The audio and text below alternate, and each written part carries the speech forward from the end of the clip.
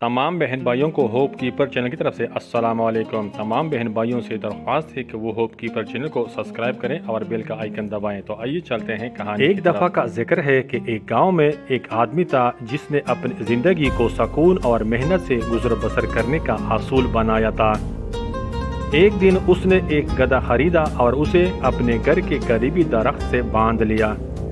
گدھا اپنی جگہ سکون سے کھڑا تھا کہ اچانک شیطان وہاں آیا۔ شیطان نے گدھے کی رسی کھول دی اور وہاں سے چلتا بنا۔ گدھا آزاد ہوتے ہی کھیتوں کی طرف دوڑ گیا اور ایک کسان کی کڑی فصل کو روندنا شروع کر دیا۔ جب کسان کی بیوی نے یہ منظر دیکھا تو وہ غصے سے آگ بگولا ہو گئی۔ اس نے گدھے کو قابو کرنے کی کوشش کی لیکن ناکام رہی اور غصے میں آ کر گدھے کو جان سے مار ڈالا۔ کچھ دیر بعد گدھے کا مالک وہاں پہنچا اور اپنے گدھے کی لاش دیکھ کر بے حد غصے میں آ گیا۔ اس کا غصہ اتنا بڑھ گیا کہ اس نے کسان کی بیوی کو گولی مار دی۔ بیوی کی موت کا منظر دیکھ کر کسان کا دل صدمے اور غصے سے بھر گیا۔ وہ بھی انتقام کی آگ میں جلتے ہوئے گدھے کے مالک کے پاس گیا اور اسے گولی مار دی۔ معاملہ یہاں ختم نہیں ہوا۔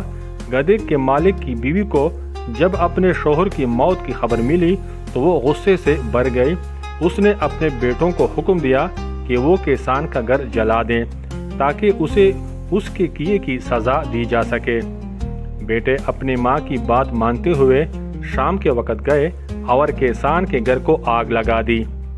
وہ یہ سوچ رہے تھے کہ کسان گھر میں ہوگا اور جل کر مر جائے گا، لیکن کسان خوش قسمتی سے وہاں موجود نہیں تھا۔ جب وہ واپس آیا اور یہ تباہی دیکھی تو اس کا غصہ ایک بار پھر آسمان کو چھونے لگا۔ انتقام کی آگ میں جلتے ہوئے اس نے گدھے کے مالک کے تینوں بیٹوں اور بیوی کو موت کے گھاٹ اتار دیا۔ اس خون خرابے کے بعد کسان نے جب اپنے اعمال پر غور کیا تو اس کے دل میں پشیمانی پیدا ہوئی۔ اس نے سچے دل سے توبہ کی اور شیطان کو کوسنے لگا اور شیطان کو برا بھلا کہنے لگا۔ تب ہی شیطان نے ہنستے ہوئے کہا، میں نے تو صرف گدھے کی رسی کھولی تھی، باقی سب کچھ تم لوگوں نے اپنی حباست کے ذریعے سارے کام انجام دیے۔ تو دوستو، اس دنیا میں اکثر یہی ہوتا ہے کہ شیطان صرف گدھا چھوڑتا ہے، باقی کام ہم خود کرتے ہیں۔ کسی کے کہے یا کیے پر فوری رد عمل دینا ہمارے فیصلوں کو بگاڑ دیتی ہے اور اکثر اس کا انجام تباہی کی صورت میں ہوتا ہے۔ اس لیے زندگی میں کوئی تنازع یا مسئلہ درپیش آئے تو ایک لمحے کے لیے رک جائیں اور سوچیں کہ آپ کا جواب معاملے کو سلجھائے گا یا مزید بگاڑ دے گا، کیونکہ توڑنا آسان ہے، جوڑنا مشکل ہے۔ انتقام لینا آسان ہے لیکن درگزر کرنا مشکل ہے۔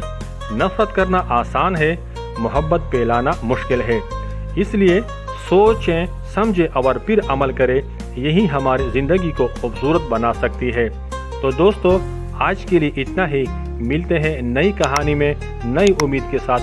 تب تک کے لیے اپنے اور اپنے خاندان والوں کا بہت سارا خیال رکھیے گا۔ اللہ حافظ۔